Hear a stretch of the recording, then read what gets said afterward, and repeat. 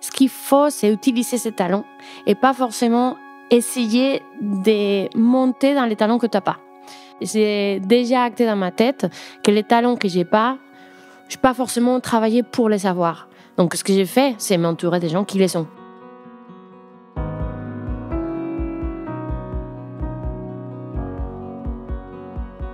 Bienvenue dans notre podcast Culture Talent. Je suis Florence Hardy, créatrice du Labo des Talents. Chaque mois, des dirigeants et des managers se confient à moi et partagent comment ils s'appuient sur leurs talents naturels pour réussir tout en étant pleinement eux-mêmes. Ils nous parlent aussi du choix qui les anime. Faire le pari d'aller chercher, de mobiliser et de propulser tous les potentiels de leurs équipes pour assurer le succès de leur entreprise. Culture Talent, un podcast proposé par le Labo des Talents et animé par Florence Hardy. Bonjour à tous. Aujourd'hui, dans ce nouvel épisode de Culture Talent, j'ai le plaisir d'accueillir Carla Vico. Bonjour Carla. Bonjour. Carla, tu es directrice de Greensolver. Alors, juste quelques mots rapides sur Greensolver. C'est une entreprise qui a été créée il y a une quinzaine d'années, donc une entreprise assez jeune, qui a été créée pour répondre à de nouveaux besoins dans le domaine des énergies renouvelables. D'où son nom, probablement Greensolver, qui apporte des solutions vertes. Exact. Est-ce que tu peux nous dire un petit mot de ce que vous faites ? Greensolver, c'est une entreprise qui aide aux acteurs de ces énergies renouvelables. On fait des services pour compte des tiers. On fait tout ce qui est gestion d'actifs, une fois qu'elles s'activent. Donc, quand je parle d'actifs, c'est des parcs éoliens, des parcs photovoltaïques, des batteries maintenant. Donc, des gestions d'actifs pour des comptes des tiers, donc des fonds d'investissement, des développeurs qui sont des actifs. Et il faut les gérer au quotidien, tout ce qui est autour de l'actif.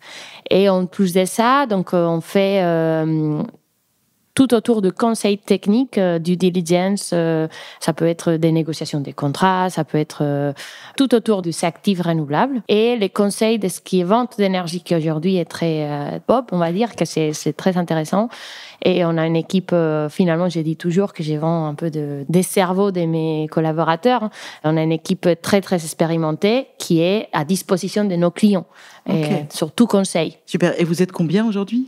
On est une 60aine de personnes réparties en Europe, c'est pas que en France. France, c'est les bureaux principaux, mais on est en France, en UK, aux Pays-Bas, en Espagne, Portugal, en Grèce. Donc, on est 60 un peu très répartis. Ok, donc finalement, une entreprise jeune qui s'est développée très vite à travers toute l'Europe et j'allais dire un groupe qui est centré sur l'énergie et je pense que ça va peut-être être le fil rouge de notre échange puisque tu as aussi beaucoup d'énergie, quelqu'un qui a de l'énergie et qui est venu aujourd'hui nous parler de tes talents, des talents en général, d'énergie aussi, de rayonnement, d'action. On ne va pas brûler les étapes. J'avais envie de te questionner d'abord, comme je le fais d'habitude, sur ton parcours. Qu'est-ce qui t'a amené aujourd'hui à diriger cette entreprise ? Comment tu en es arrivé là ? Moi, ça fait très longtemps que je suis dans les énergies renouvelables. J'ai commencé en Espagne, chez Iberdrola, qui on va dire les EDF espagnols. Moi, je suis ingénieur de base, donc je suis très technique. Et j'ai commencé vraiment par l'exploitation des parcs et connaissance de toutes les problématiques qu'Iberdrola avait autour du monde, dans l'éolien majoritairement. Et moi, j'étais chargée de mettre en relation en fait tous les pays où Iberdrola voulait s'installer, regarder comment techniquement on pouvait mettre en place des parcs éoliens surtout. Ok, donc on entend de la technique, très technique, de l'énergie, mais aussi déjà de l'international. Oui, très vite, moi, les côtés international, ça m'a toujours beaucoup intéressée. Donc, avec Iberdrola, justement, je suis venue en France. En fait, Iberdrola a vendu tous ses actifs à un consortium dont EDF faisait partie. Et donc, je suis passée chez EDF un petit moment de ma vie, juste au moment où cette transition s'est passée. J'ai été contactée par Guy Auger, qui venait de prendre en charge Greensolver lui-même. Pour me dire, on a un challenge. J'ai besoin d'une directrice technique à l'époque. Ça, c'était en 2013. On était 8-9 dans la boîte, France seulement. Et le challenge, c'était, j'ai changé d'une grosse entreprise assez bureaucratique, très... oui, une entreprise publique, beaucoup d'inertie, du process, beaucoup de technologie, de technique. Complètement, et où les décisions devaient se prendre très vite, où il fallait prendre des décisions stratégiques, il fallait décider quel nouveau service on allait commencer, et tout ça avec tests et erreurs aussi. Mais bon, et aujourd'hui, on est là où on est beaucoup plus dans beaucoup plus de pays. Oui, donc il y a eu un gros développement finalement en 2013, donc c'était une start-up. Aujourd'hui, c'est une entreprise qui est implantée un peu partout et qui a acquis un peu plus de stabilité, on pourrait dire. Et depuis 3 ans, Guy Augier a vendu Greensolver à une autre boîte. J'ai pris les leads à ce moment-là, vu que j'avais vu depuis le début évoluer, créer. On a fait toutes les décisions stratégiques. Ça avait passé par moi aussi. Je le dis pour tout le monde, on entend déjà les talents de Carla qui se manifestent, et notamment, vous avez dû entendre à plusieurs reprises le mot challenge, donc le goût du challenge, aller relever des défis. Donc ça, c'est vraiment, je pense, quelque chose qui te caractérise, comme je te connais et comme tu nous le racontes. Alors, transitionnons tranquillement.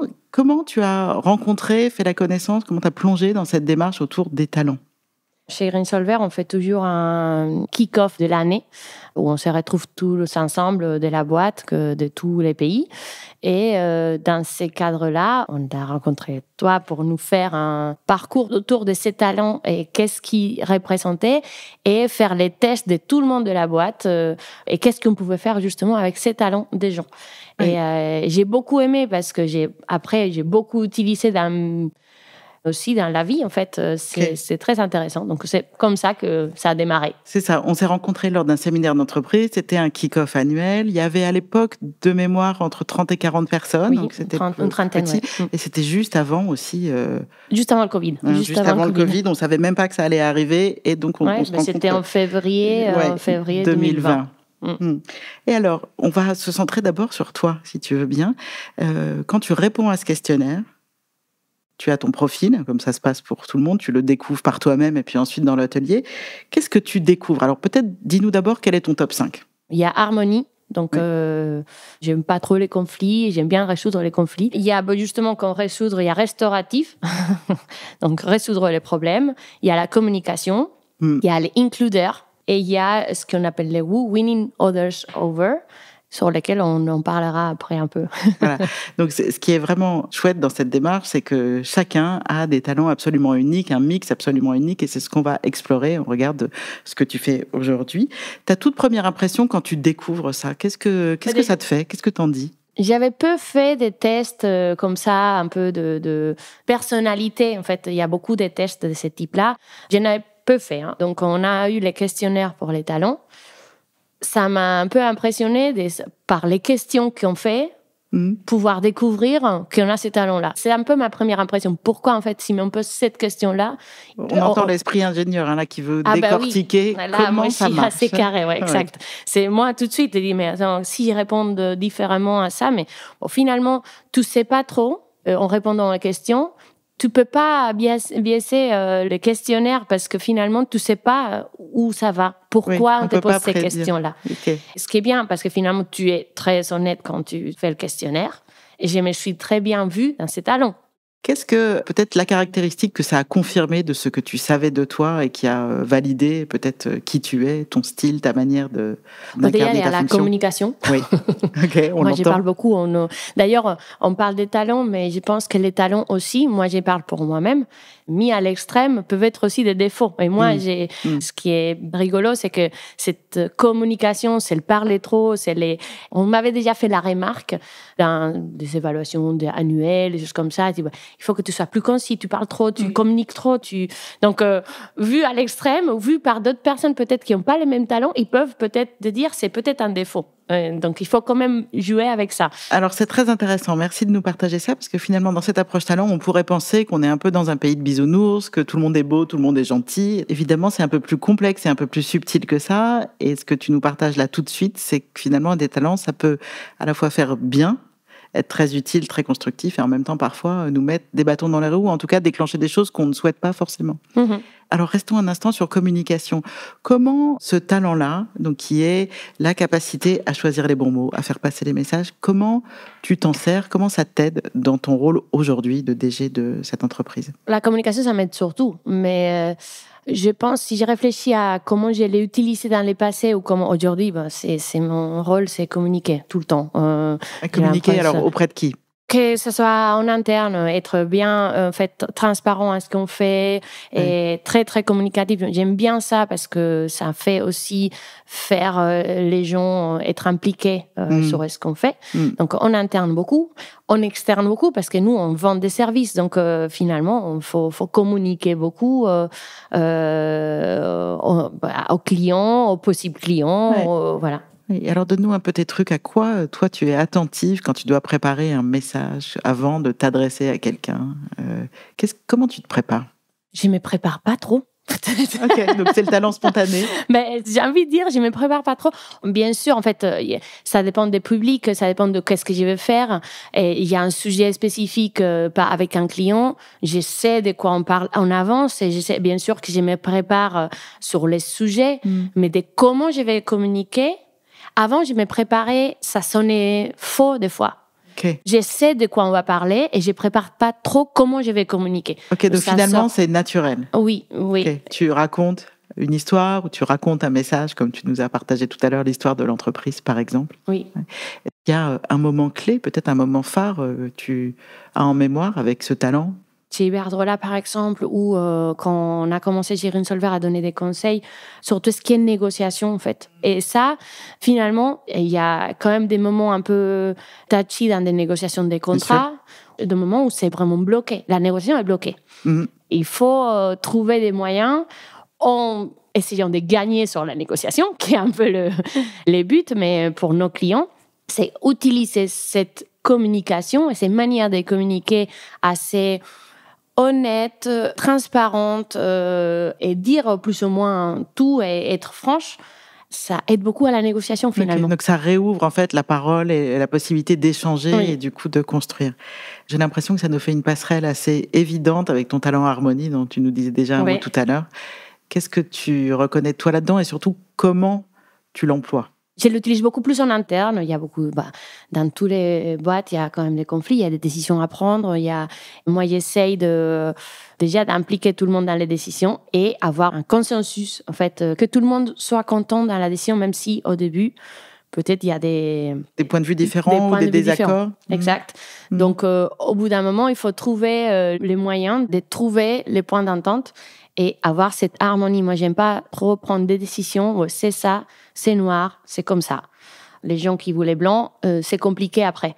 Donc, je veux que tout le monde soit peut-être pas d'accord dans la décision, mais dans les process de décision, ce qui fait beaucoup. Est-ce que tu peux nous décrire, parce que en fait, les gens qui ont ce talent harmonie, ils pensent collectif et ils pensent aussi action concrète ensemble. Donc, comment est-ce qu'on se met d'accord sur le minimum, ou en tout cas pour pouvoir avancer pragmatiquement? Comment tu animes la prise de décision? Déjà, j'ai fait participer tout le monde. Quand je dis tout le monde, c'est tout le monde dans une réunion, par exemple. Si c'est une décision stratégique à avoir, j'ai les talents de m'entourer des très bons gens. Donc, moi, j'ai une équipe qui est forte. Okay. Ça ressort pas dans mes talents, mais je trouve que... Ça ressort pas à l'échelle du top 5, en fait. C'est ça qu'on dit. Exact. Il est possible que ce soit un mix. Oui, mais voilà. Ou peut-être quelque chose qui est juste après. Faire participer, prendre en compte les opinions de tout le monde et qu'on challenge les points de vue et qu'on arrive à voir, ok, mais c'est pas blanc, c'est pas noir, c'est gris peut-être comme ça ou comme ça. Peut-être tout le monde a raison. Et c'est pas toujours une personne qui a raison, c'est peut-être tout le monde a raison. Et donc, il faut dire, OK, tout le monde a raison, donc je donne des possibilités, des solutions, mais tout le monde doit être d'accord sur ces positionnements. Donc, je l'utilise beaucoup dans des réunions de prise de décision. J'aime pas du tout le conflit. Hein. Ça c'est le côté négatif de l'harmonie aussi. Hein. Si on n'aime pas le conflit, j'essaie d'éviter aussi les conflits. Je peux aujourd'hui dire que je m'entoure des gens, je sais qu'entre eux, ça va bien se passer et que tout le monde est un peu souple aussi. Il faut être un peu... Moi, je suis très souple, mais les autres, ils doivent l'être. Donc, si tu as quelqu'un, effectivement, qui est pas souple, ça marche pas, l'harmonie. Donc, on entend bien l'énergie du collectif et je pense que ce que tu nous décris sur la prise de décision, c'est que ce que beaucoup de personnes, de managers et même de dirigeants aimeraient pouvoir créer, c'est-à-dire un débat sain où on entend les perspectives et où après on peut, si je comprends bien, tout le monde s'investit et une fois que la décision est prise, tout le monde est derrière et va pouvoir avancer. Tu nous parlais aussi de ton talent restauratif. Alors en français, ça s'appelle restaurer, qui est un mot un petit peu bizarre, qui est ce talent qui est porté par le goût du challenge et l'envie de résoudre. Alors on peut faire un lien évident donc avec Green Solver, mais pour toi, comment ça se manifeste et d'où vient ton énergie? D'où ça vient, je ne sais pas, mais elle est là en tout cas. Je suis assez dynamique et j'aime bien que les choses se passent, en fait, qu'ils ne traînent pas. Et pour avancer, il faut prendre des décisions, il faut résoudre les problèmes. Pour prendre des décisions, il faut petit à petit, il faut brique par brique résoudre les problèmes. Moi, quelque chose que chez peut-être des grandes boîtes, c'est peut-être un peu compliqué, j'aimais pas trop, c'est que pour chaque décision, il y a une inertie énorme. Donc, chez Iberdrola, j'avais trouvé mon compromis parce que je connaissais beaucoup de monde, je savais de quel fil tirer pour que ça aille plus vite. Le fait de passer EDF, je me suis dit, oh là, en fait, il faut que je remette mon réseau à jour. Ça va traîner trop. Et j'ai eu cette opportunité Green Solver en même temps. Je ne l'avais pas cherché, mais... C'est possible que l'esprit start-up, et en tout cas de la jeune entreprise qui se développe vite, soit des conditions idéales pour ce talent restauratif qui aime bien aller de l'avant, résoudre des problèmes. Ça avance petit à petit et on construit. La question que j'ai envie de te poser, c'est finalement, au moment de reprendre les rênes de Green Solver, toi toute seule, suite au départ de Guy, comment ton goût du challenge et peut-être tes autres talents t'ont permis de mener cette belle barque? Les cœurs de Green Solver étaient déjà mes équipes. Donc, pour moi, c'était assez facile de me mettre à ces places-là. Il y avait, des gens avec qui j'avais travaillé très longtemps et que d'un coup, tu deviens leur manager, notamment des copines qui aujourd'hui continuent à être là. Donc, ce coup, ça devient passé. Mais au début, c'était un peu... je savais pas trop comment ça allait se voir, en fait. Comment ton harmonie, là, je reviens là-dessus, t'a aidé à ça? Beaucoup. Et communication, beaucoup d'échanges. Et d'inclusion avec notamment la directrice financière de Green Solver, que moi j'étais la directrice technique depuis le début. Elle était même encore plus tôt que moi dans la boîte. Mais bon, elle est pas dans la partie opérationnelle. Elle ne se voyait pas prendre du tout les leads. Donc, on a beaucoup parlé. Déjà, je dis, c'est nous, les chefs, on est nous tous les deux. OK, il y a des postes, mais bon, pour faire marcher ça, j'ai besoin de toi, tu as besoin de moi. Donc, faisons ça ensemble. OK, donc on entend Harmonie et Includer, dont on va parler, qui construit l'alliance. Alors, dis-nous un mot de cet Includer. Qu'est-ce que c'est pour toi? Comment décrire ça? J'aime bien que les gens soient impliqués dans toutes les décisions. Aujourd'hui, une 60aine de personnes. Tous les mois, je vais faire une demi-heure où je veux partager avec toute la boîte. Qu'est-ce qu'on a fait dans les mois? Où est-ce qu'on est? Et c'est quoi les challenges? Pour que les gens soient vraiment impliqués et qu'ils sachent qu'il n'y a pas de doute sur les stratégies, sur où est-ce qu'on veut y aller. Et ça, pour moi, c'est un peu inclure tout le monde dans cet schéma qu'on va faire ensemble chez Green Solver. C'est la demi-heure qui fédère tout le monde et qui fait que finalement, on a peut-être aussi le sentiment d'appartenance. Oui, exact. J'ai envie de te demander, ce langage des talents, comment est-ce que c'est un point d'appui pour toi dans l'exercice de tes fonctions? Plus qu'à connaître mes talents, ce qui m'a beaucoup aidé, cet séminaire qu'on a fait, c'est de se dire, je le conçois vraiment très bien, c'est de dire, ce qu'il faut, c'est utiliser ces talents et pas forcément essayer de monter dans les talents que tu n'as pas. J'étais beaucoup à me dire, il me manque ça, ou je fais pas ça bien, et je suis pas comme donc ça. Il y a un critique intérieur qui était très présent. Aujourd'hui, je me dis, OK, j'accepte, je suis pas comme ça, mais donc utilisons ce que j'ai. C'est surtout ça qui m'a beaucoup aidé. J'aime beaucoup t'entendre dire ça. C'est vrai qu'en montant ce podcast, une de nos intentions, c'est de montrer qu'on peut réussir, y compris à des fonctions de responsabilité et de haute responsabilité, en étant soi-même, plutôt qu'en essayant de se contorsionner pour être peut-être l'idéal imaginaire du manager ou du dirigeant. Disons un mot aussi de ce fameux talent Woo dont on a pas mal eu l'occasion de parler ensemble, toutes les deux. Donc Woo, c'est un de ton top 5. Ce que ça veut dire en anglais, c'est winning others over. Dit autrement, gagner les autres à sa cause. Et au début, tu m'as dit, non mais Florence... Non, je ne me voyais pas du tout. C'est pas moi. À voir. En fait, quand on voit la description de Woo, winning others over, oui, là je me vois. En fait, dans cette définition de gagner les gens à sa cause, oui, je suis beaucoup. Par contre, la définition, en fait, comment on décrit un goût, on aime bien aller vers les gens qu'on ne connaît pas, briser la glace et tout. C'est là où je ne me voyais pas du tout parce qu'on ne voit pas quand je suis à l'aise, une fois que je suis à l'aise avec les gens, je suis très communicative et je mets à disposition tous mes talents, on va dire. Par contre, cette brisage des glaces, moi, j'y arrive pas à faire. En fait, je suis assez timide en soi. En fait, on ne dirait pas, mais c'est vrai. Et depuis toute petite, c'est quelque chose que j'ai en moi. Je suis timide.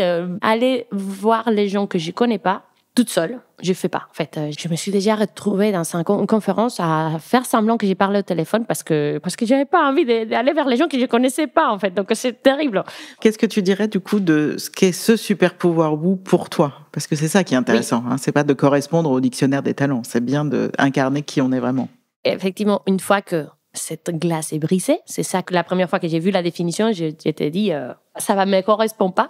Mais effectivement, sur le fait de gagner les gens à ma cause, ça, j'aime beaucoup. Et effectivement, j'y travaille beaucoup. Tu nous as parlé tout à l'heure, au début de notre échange, de talents que tu parfois voyais qui étaient un peu trop par moment. Est-ce que tu peux nous dire un mot de comment tu les régules? Je vois deux qui sortent un peu de l'eau, c'est la communication et l'harmonie, où il faut que je fasse toujours attention. Et j'ai toujours un message d'alerte dans mon cerveau où je dis communique, mais en fait, laisse aussi les gens parler. Des fois, les gens ils rigolent, mais on commence une réunion et j'ai dit non, mais c'est quelqu'un qui va l'idée. J'ai dit non, mais c'est toi qui lead la conversation parce que si je commence, je parle trop. Je termine. Exact. Donc, et là, les gens rigolent parce qu'à moitié de la réunion, je vais intervenir et je vais complémenter parce que je veux que les autres ils soient aussi présents et qu'ils soient celles qui sont dans les points de mire de la personne en face. Donc, pas moi tout le temps. Je veux pas non plus accaparer l'attention, mais je l'ai toujours en tête. Et sur l'harmonie, à l'extrême, c'est dire, à un moment donné, il faut affronter un conflit. De ne pas aimer les conflits peut être compliqué. C'est là où je dis, des fois, le conflit n'est pas évitable. Donc, c'est là où il faut que je me force un peu et que cette harmonie ne soit pas à laisser les choses traîner ne devienne pas un obstacle et ne soit pas trop à temporiser. Voilà. Quand tu penses au collectif, aux gens dont tu t'entoures, à la manière dont tu animes ce collectif, comment tu sollicites les aspérités, les différences des gens? Moi, je pense que c'est important de s'entourer des gens qui te complémentent et qui se complémentent eux-mêmes. Donc, il faut entre eux. Quand en équipe, il faut quelqu'un qui soit plus posé, il faut des gens qui soient un peu plus fous à décider un peu partout, mais pas très organisés. Ben, il y a quelqu'un d'autre qui va t'organiser les idées. Donc, même si c'est des gens qui eux-mêmes, ils gèrent les équipes différemment, quand on va faire, nous, des réunions, des directions, on va dire, je pense qu'aujourd'hui, les gens, ils se complémentent très bien. J'ai pas envie de dire que je les cherche exprès. Je pense que petit à petit, ça s'est fait un peu tout seul. Moi, quand je cherche des gens à travailler avec moi, ce que je cherche beaucoup, c'est qu'ils me complémentent moi. Oui. Comme je disais tout à l'heure, j'ai déjà acté dans ma tête que les talents que j'ai pas forcément travaillé pour les avoir. Donc, ce que j'ai fait, c'est m'entourer des gens qui les sont. Donc, c'est comme ça que j'ai construit un petit peu les équipes. C'est vraiment la philosophie des talents, c'est-à-dire qu'évidemment, dans tous les jobs, il y a une partie métier, expertise, mais il y a aussi la partie comment chacun fait les choses et comment ça peut se compléter. Par rapport à tes talents, ton top 5 là, que tu nous as fait parcourir, est-ce qu'il y a un ou deux talents sur lesquels tu aurais peut-être des conseils à partager aux gens qui nous écoutent et qui l'auraient et qui se poseraient des questions de tiens, comment je peux faire mieux ou plus avec ça? Bon, j'ai déjà donné un conseil sur l'harmonie et pas être à l'extrême, sur la communication, pas être à l'extrême. Peut-être sur la partie includer, c'est un talent que tout le monde devrait avoir. On a tendance à penser ça. Il faudrait que tout le monde ait nos talents. Tout le monde devrait avoir pourquoi? Je pense que ça aiderait beaucoup les mondes, en général, si cet includer était dans la tête de tout le monde. Includer qui permet aussi de reconnaître l'intérêt de la différence et qui permet d'être finalement tolérant pour d'autres manières de penser, d'autres manières de faire. Carla, j'ai aussi envie de te demander, là, on t'entend raconter finalement une collaboration qui va très bien, des prises de décision. Alors, on entend bien que ça demande du travail aussi, mais qui finalement s'aligne, où tu inclus tout le monde, où vous avancez tous dans le même bateau. J'imagine qu'il y a aussi dans la vie d'une entreprise, de Greensolver comme des autres, des moments plus difficiles, des moments d'adversité, des moments où c'est plus dur. Comment tu affrontes ça? Comment tu résous avec tes talents? C'est une très bonne question. Effectivement, tout n'a pas été simple à la semaine de Greensolver. Et ce que j'essaye de faire avec mon équipe quand il y a un problème, c'est de dire, OK, ça c'est le problème, comment on sort? Et surtout, qu'est-ce qu'on prend comme opportunité de ça. Là, on parle du niveau de l'entreprise, mais personnellement, ça m'aide beaucoup aussi. Quand j'ai eu des problématiques personnelles, genre de changement de travail, je parlais de la vente des parcs des Iberdrola à EDF. Moi, ça m'a fait mal, en fait, parce que moi, j'étais dans les paquets des ventes. On me vend comme si c'était une autre chaise, quoi. Et j'ai passé des mauvais moments. Mais de l'autre côté, je me suis dit, c'est une opportunité, une grande opportunité pour moi. Sinon, je serais peut-être restée chez Iberdrola toute ma vie. Et je pense, et je les vois aujourd'hui, comme professionnellement, les meilleurs choix que j'ai fait dans ma vie. Et j'ai été poussée à les faire. Carla, comment passer finalement de l'entreprise d'État à la start-up qui se développe et l'entreprise privée qui œuvre pour le bien commun quand même, avec les énergies renouvelables. Alors moi j'aime bien demander aussi aux personnes qui viennent sur le podcast Culture Talent de peut-être nous partager, c'est quelque chose qui te vient, un conseil de lecture ou une ressource qui t'est précieuse à toi. C'est rigolo parce que j'avais fait une formation de management. J'avais déjà fait un MBA, mais de temps en temps, c'est bien d'avoir une autre vision de comment manager. Et en plus, c'était un management dans les énergies renouvelables. Donc, finalement, c'est du management. Et j'ai beaucoup aimé la personne qui a donné cette cours-là. Et il a donné des conseils de beaucoup de livres, dont celui que je voulais te présenter, que c'est Emotional Intelligence Mindfulness. Moi, le mindfulness, je le pense comme la méditation et tout ça. En fait, non, moi, la méditation, j'aime bien les gens qui méditent et tout. Moi, je médite pas du tout, donc c'est pas du tout mon style. Mais ces livres-là, surtout le début des livres, j'aime beaucoup. C'est une recherche sur ce qui les mindfulness pour les management. Et le mindfulness, c'est pas forcément la méditation, c'est plutôt une manière de voir les choses. Et ça, donc, je conseille, c'est édité par les Harvard Business Review. Okay. Et voilà. Je le vois là, donc c'est Harvard Business Review, Emotional Intelligence, et le grand titre, c'est Mindfulness. Donc ça, c'est ta recommandation de la conscience appliquée au management, finalement. Oui, surtout les premières parties des livres, il est très bien. Écoute, Carla, merci beaucoup de ton partage, de ta grande ouverture. On entend aussi toute l'humilité, en fait, qui t'anime dans ton management. Merci pour ce partage et à bientôt. Merci à toi. Merci d'avoir écouté cet épisode de Culture Talent. Au Labo des Talents, nous vous accompagnons pour découvrir et amplifier les talents individuels et collectifs. Si vous souhaitez en savoir plus, rendez-vous sur notre site www.lelabodestalents.fr et sur LinkedIn. Je vous souhaite une bonne journée à tous sous le signe de vos talents. À très bientôt.